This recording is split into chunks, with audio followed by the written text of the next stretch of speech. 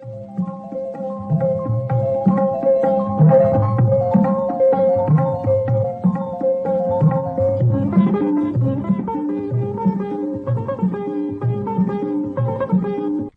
ये प्यारी सी बात, रामनवमी आई है साथ।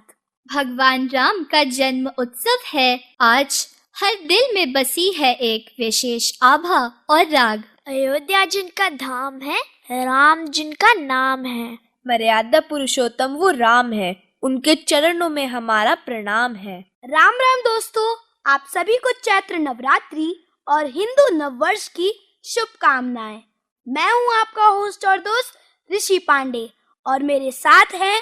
नमस्कार, मेरा नाम प्रतिष्ठा है। नमस्कार दोस्तों, मेरा नाम है आसवी वर्मा। नमस्कार दोस्तों, मेरा नाम है आरवी। लेकर आए हैं हम आपके लिए एक शानदार पिटारा, जिसमें है मजेदार जोक्स, दिलचस्प बातें और त्योहारों पर चर्चाएं। तो बने रहिए हमारे साथ अपने चहेते प्रोग्राम में, जिसका नाम है बाल कार्यक्रम। घट घट वासी हरि अविनाशी, परम ब्रह्म परात्पर हैं श्री राम।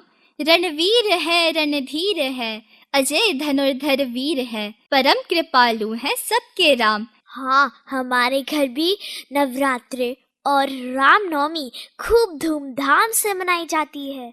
ऋषि, आप कुछ जानते हैं क्या प्रभु श्री राम के बारे में? हाँ, एक बड़ी दिलचस्प बात। तो फिर जल्दी से सुना दो भाई। एक ऋषि हुए काकभूषणी जी, जो एक श्राप के कारण कौवा बन गए। नन्हे राम प्रभु रोटी खाते और नीचे गिरी हुई जूठन काकभूषणी जी खाते। कभी रोटी लेकर कौवा उड़ने लगता तो राम जी रोते रोते पीछे भागते, तो कभी स्वयं एक टुकड़ा खाते और एक टुकड़ा कौवे को खिलाते, बिल्कुल हम जैसे साधारण बच्चों की तरह। प्रभु श्री राम जी तो प्राणी मात्र से प्रेम और सम्मान का व्यवहार करते थे, चाहे पशु पक्षी हो या मनुष्य या असुर। हाँ, जैसे धनुष कोटि पुल के निर्माण में बंदर, रीछ, भालू और नन्हे गिलहरी तक ने अपना सहयोग दिया है। अब राम जी की बात हो रही है, तो क्यों ना एक राम भजन हो जाए? हाँ, जरूर। जब हमारे साथ प्रतिष्ठा दीदी हैं, तो एक मीठा सा भजन भी हो जाए। अब भला दोस्तों की बात कैसे टाल सकती हूँ। प्रस्तुत है राम भजन, जिसके बोल हैं, राम का गुणगान करिए। हारमोनियम पर है डॉक्टर नीता सिंह, तबले पर है अब्दुल रहमान जी।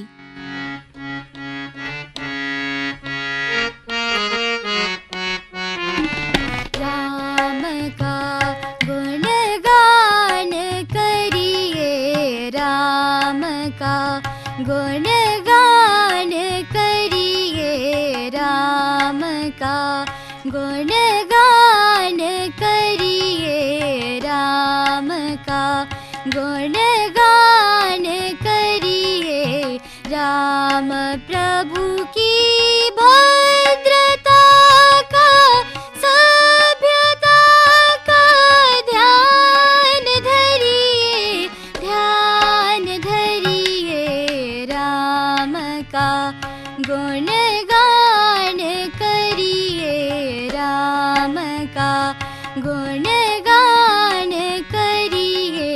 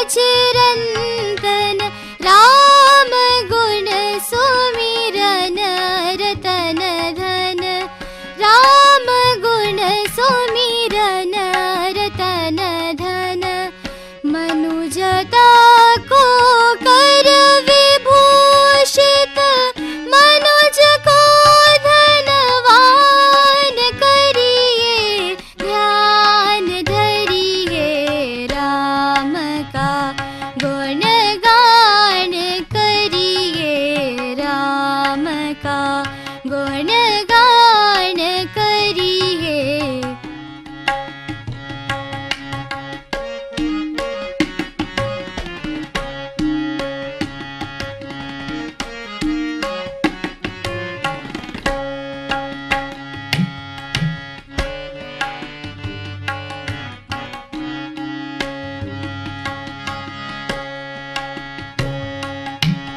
सगुण ब्रह्म स्वरूप सुंदर, सगुण ब्रह्म स्वरूप सुंदर, सगुण ब्रह्म स्वरूप सुंदर, सगुण ब्रह्म स्वरूप सुंदर, सुजन रंजन रूप सुख कर, सुजन रंजन रूप सुख कर।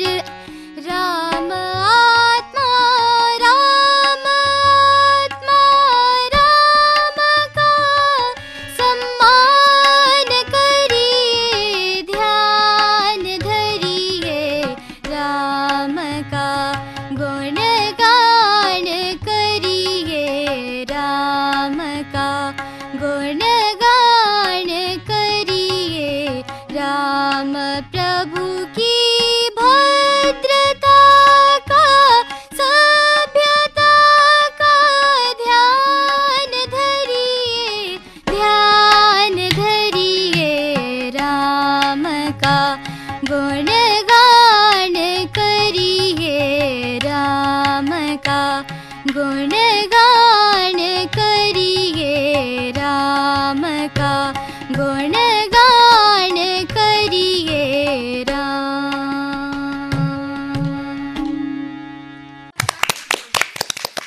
वाह वाह दीदी, बहुत अच्छा गाया आपने। हमारे श्रोताओं ने भी बहुत आनंद लिया होगा। मैं तो सोचता हूँ कैसे मिलती है प्रभु को इतनी शक्ति। माँ दुर्गा की आराधना से। अच्छा, कैसे?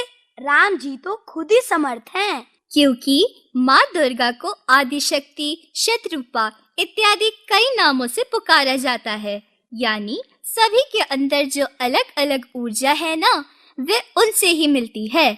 फिर रावण से युद्ध जीतने के लिए भी राम जी ने दुर्गा जी की पूजा की थी। क्या तुम्हें पता है इन 9 दिनों में माँ के किन किन रूपों की पूजा होती है? हाँ, पहले दिन शैलपुत्री, दूसरे दिन ब्रह्मचारिणी, तीसरे दिन चंद्रघंटा, चौथे दिन कुष्मंदा, पांचवें दिन संकट माता, छठे दिन कत्यानी, 7वें दिन कालरात्रि और 8वें दिन महागौरी। और 9वां दिन है सिद्धिदात्री का। साथ ही मनाते हैं श्री राम नवमी। तो दीदी, क्यों ना एक माता रानी का भजन भी हो जाए? हाँ दीदी, हमें आपके गाने बहुत अच्छे लगते हैं और हमारे मित्रों को भी बहुत अच्छा लगता है। आप सबके रिक्वेस्ट पर मैं एक लोकगीत सुनाने जा रही हूँ, जिसके बोल है जगदम्बा घर में दियरा। घर में दियरा बार आईनी है, जगतारण घर में दियरा बार आईनी है, जगदम्बा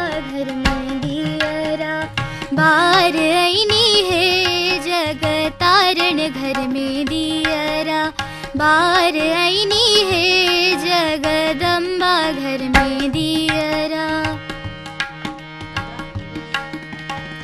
कंचन थार कपूर की बाती, कंचन थार कपूर की बाती, मैया के आरती उतार आईनी है हम, मैया के आरती उतार आईनी है, जगदम्बा घर में दियरा बार आईनी है, जगतारण घर में दियरा बार आईनी है, जगदम्बा घर में दियरा।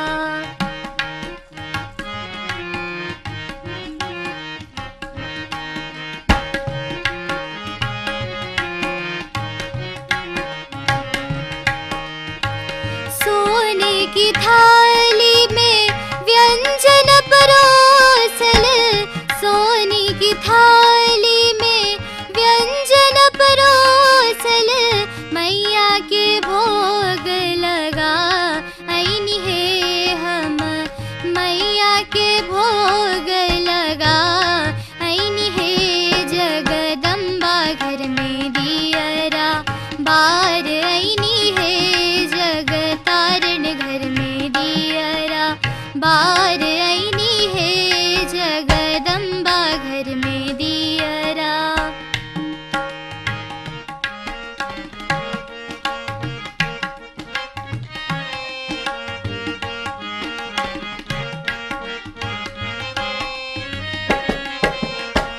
सोने सुराही गंगा जल पानी, सोने सुराही गंगा जल पानी, मैया के चरण पखार आईनी है हम, मैया के चरण पखार आईनी है। जगदम्बा घर में दियरा बार आईनी है, जगतारण घर में दियरा बार आईनी है, जगदम्बा घर में दियरा बार आईनी है, जगतारण घर में दियरा बार आईनी है, जगदम्बा घर में दियरा।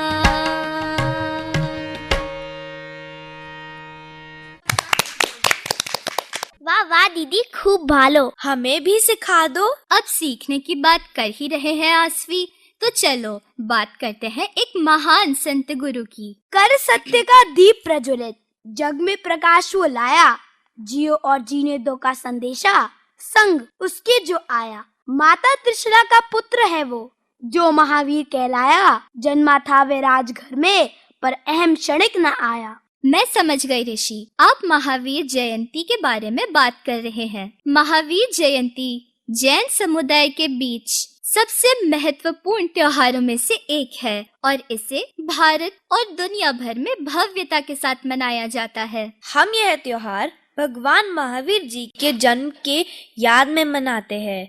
जैन पौराणिक कथाओं के अनुसार भगवान महावीर जी जैन धर्म के 24th तीर्थंकर है। बिल्कुल सही का प्रतिष्ठा आपने। महावीर जयंती हमें भगवान महावीर के जीवन और शिक्षाओं से प्रेरणा लेने का अवसर प्रदान किया है। हाँ स्वी, तभी तो कहा जाता है कि महावीर जयंती केवल एक धार्मिक त्योहार ही नहीं, बल्कि यह एक आत्म सुधार और आत्मशुद्धि के मार्ग को अपनाने का अवसर है। आप सबकी बातें सुनकर मुझे 4 पंक्तियां याद आ गई, सुनाती हूँ। प्रेम, अहिंसा और सत्य के तुम ही परम उपासक, खुद जियो और सबको जीने दो, पुण्य मंत्र के साधक।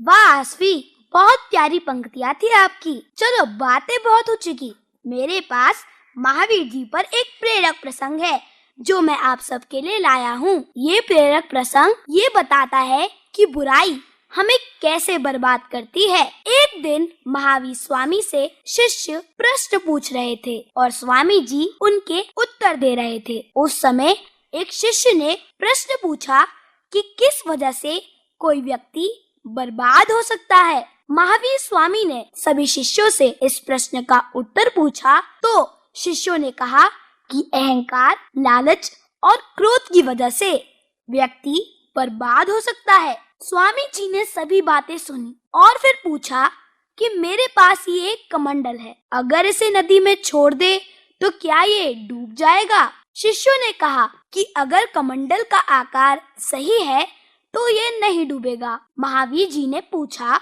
कि अगर इसमें एक छेद हो जाए तो? शिष्यों ने कहा कि छेद की वजह से तो कमंडल डूब जाएगा।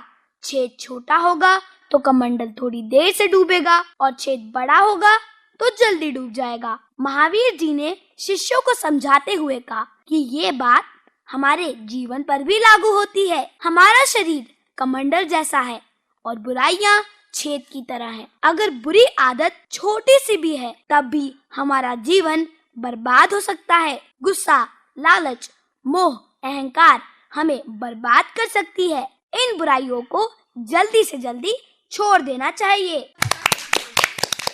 वाह ऋषि, आपके प्रेरक प्रसंग को सुनने के बाद मैंने भी आज से निश्चय कर लिया है कि मैं अपने आप को सारी बुराइयों से दूर रखूंगी। चलो बातें बहुत हो चुकी, मेरे पास कुछ चुटकुले हैं, चलो आप सबको सुनाता हूँ। गांव से एक लड़का शहर पढ़ने आया। एक लड़की ने पूछा, तुम्हारा निकनेम क्या है?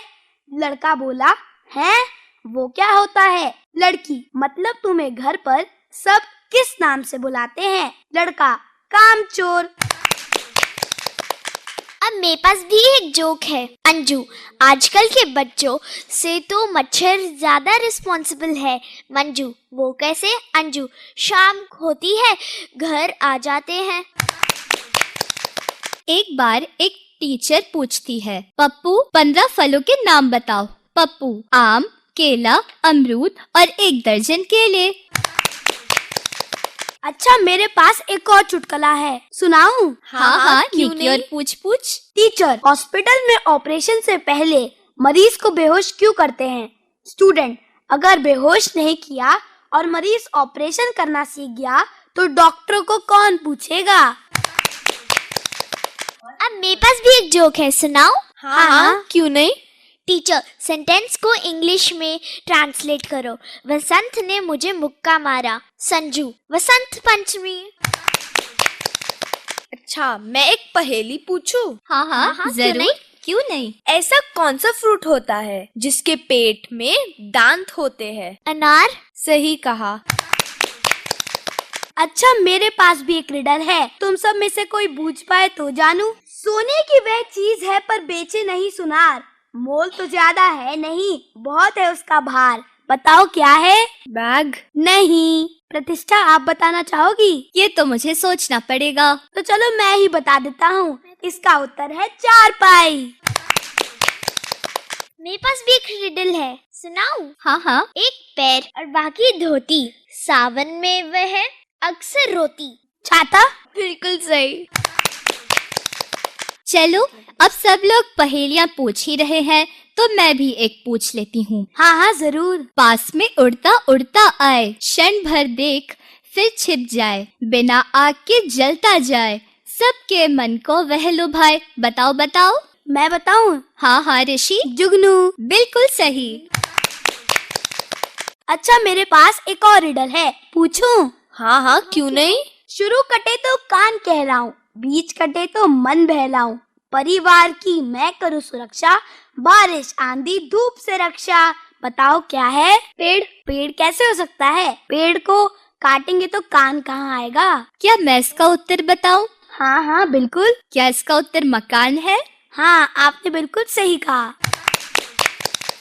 ऐसे एक और महान व्यक्ति हैं जिनसे केवल हमने ही नहीं बल्कि सारी दुनिया ने सीखा, और वे हैं हमारे प्यारे बापू। तो दोस्तों, अब हम बात करेंगे एक ऐसे ऐतिहासिक आंदोलन की जिसने हमारे स्वतंत्रता संग्राम को नई दिशा दी। हाँ, मैं बात कर रहा हूँ दांडी मार्च की। बिल्कुल, 12 मार्च 1930 को महात्मा गांधी जी ने एक प्रसिद्ध यात्रा की शुरुआत की थी। यह मार्च अहमदाबाद के पास स्थित दांडी समुद्र तट तक था और इसका उद्देश्य था ब्रिटिश कंपनी द्वारा लागू किए गए नमक कानून का विरोध करना। महात्मा गांधी जी ने यह आंदोलन अहिंसा के रास्ते पर चलते हुए किया। उन्होंने जनता को यह दिखाया कि संघर्ष भी बिना हिंसा के किया जा सकता है। यह मार्च 78 दिनों तक चला और लगभग 390 किलोमीटर की लंबी यात्रा थी।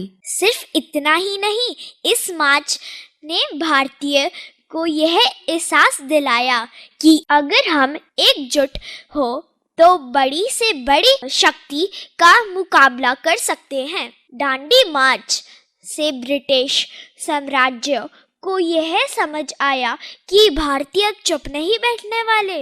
यह आंदोलन केवल नमक कानून के विरोध तक सीमित नहीं था, इसने पूरे देश को जागरूक किया और लोगों में स्वराज की ललक और अधिक बढ़ी। और जब गांधी जी ने दांडी पर नमक बनाया तो यह केवल एक प्रतीकात्मक कदम नहीं था, बल्कि यह ब्रिटिश शासन के नीतियों के खिलाफ एक बड़ा संदेश था। इसने लाखों भारतीयों को स्वतंत्रता संग्राम में शामिल होने के लिए प्रेरित किया।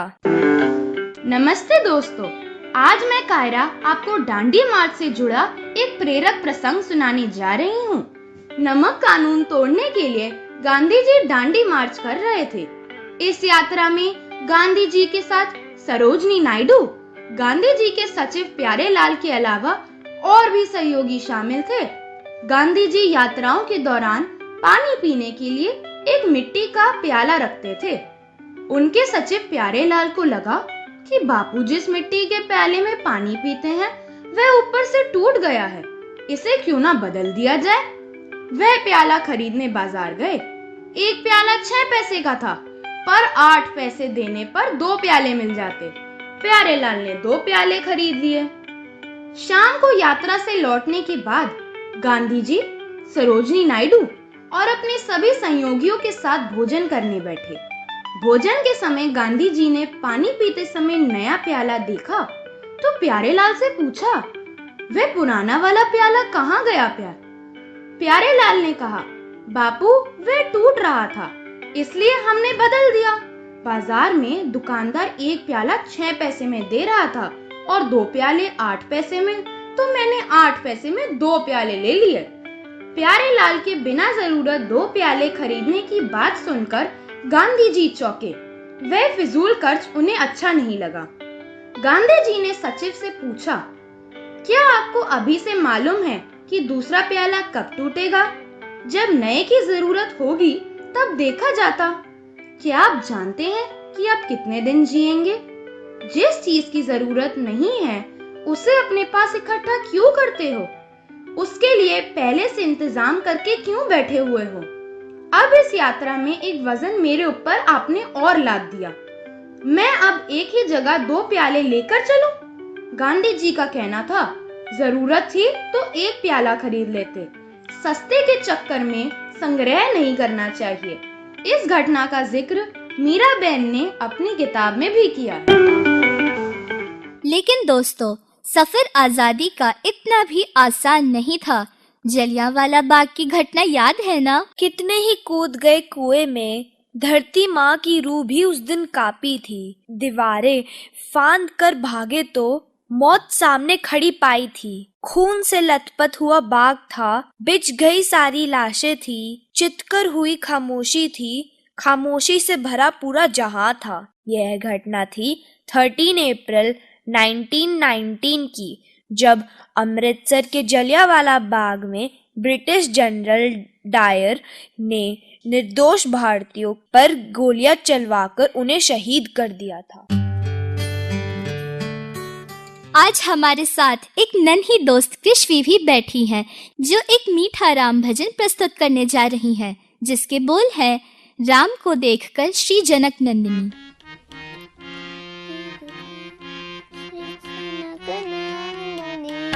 राम को देखकर श्री जनक नंदनी बाग में जा खड़ी की खड़ी रह गई।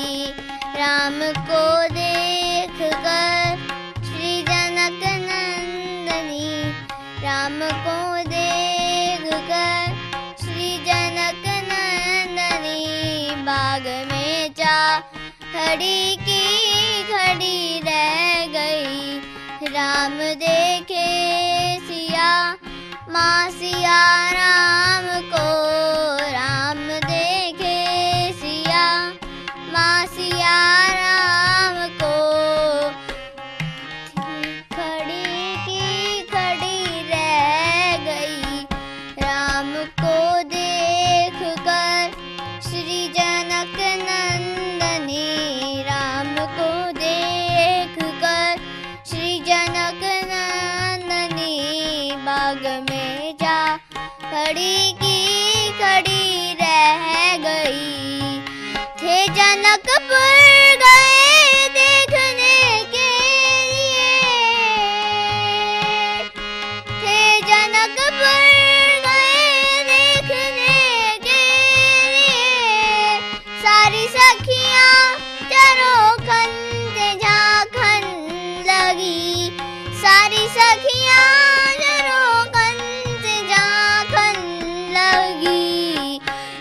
देखते ही नजर मिल गई दोनों की, देखते ही नजर मिल गई दोनों की, जो जहाँ थी खड़ी की खड़ी रह गई।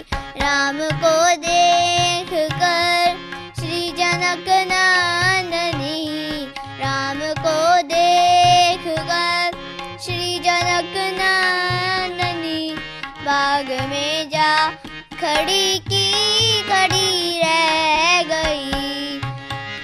बोली दूजी सखी छोटन देखन में है, बोली दूजी सखी छोटन देखन में है, पर चमत्कार इनका नहीं जानती, पर चमत्कार इनका नहीं जानती।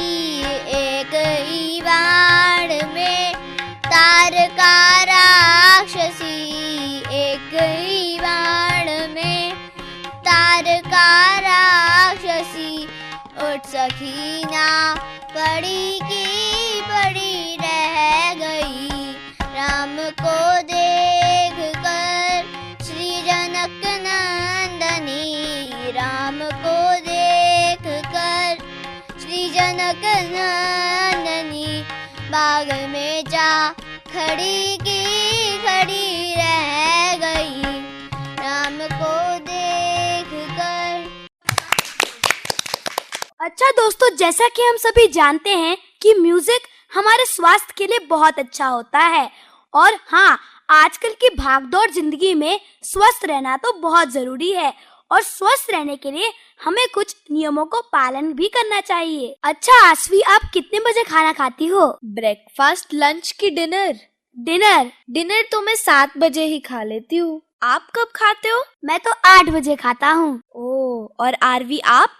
7 बजे ही खा लेती हूँ। हाँ दोस्तों, जैसा कि ऋषि, आसवी और आरवी ने हमें बताया कि हमें अपना ब्रेकफास्ट हो, लंच या डिनर जल्दी कर लेना चाहिए। एकदम से खाने के बाद बेड पर लेट जाने से स्वास्थ्य को कई हानि पहुंच सकती है। और हाँ, ये भी कहा जाता है कि हमें खाना खाने के बाद 500 कदम चलने चाहिए, ताकि हमारा खाना अच्छी तरह से पच जाए और हमें अच्छी खासी एनर्जी मिले। और उसके साथ साथ हमें रोज सुबह हल्की एक्सरसाइज भी करनी चाहिए। अपने घर के आसपास सफाई रखनी चाहिए। अगर हम अपना घर साफ रखेंगे तभी तो हम उसमें रह पाएंगे, नहीं तो वो खराब हो जाता है। गंदे घर में रहने से बीमारियां भी पड़ती हैं। और हमें समय से सोना चाहिए और सुबह जल्दी भी उठना चाहिए। और 8 गिलास पानी भी पीना चाहिए, क्योंकि स्वस्थ रहेंगे नियम से तभी तो स्कूल अच्छे से जा पाएंगे। तो दोस्तों, घड़ी ने इशारा कर दिया कार्यक्रम के समाप्त होने का। उम्मीद है आपको आज हमारी ये प्रस्तुति बहुत अच्छी लगी होगी। अगली बार फिर लेकर आएंगे कुछ और नए किस्से, चुटकुले, कविताएं और रोचक जानकारियाँ। तब तक के लिए खुश रहिए, मस्त रहिए और हमेशा मुस्कुराते रहिए। अलविदा दोस्तों, वादा रहा फिर मिलेंगे इसी कार्यक्रम में, इसी फ्रीक्वेंसी पर। तब तक के लिए दीजिए हमें इजाजत। जय हिंद।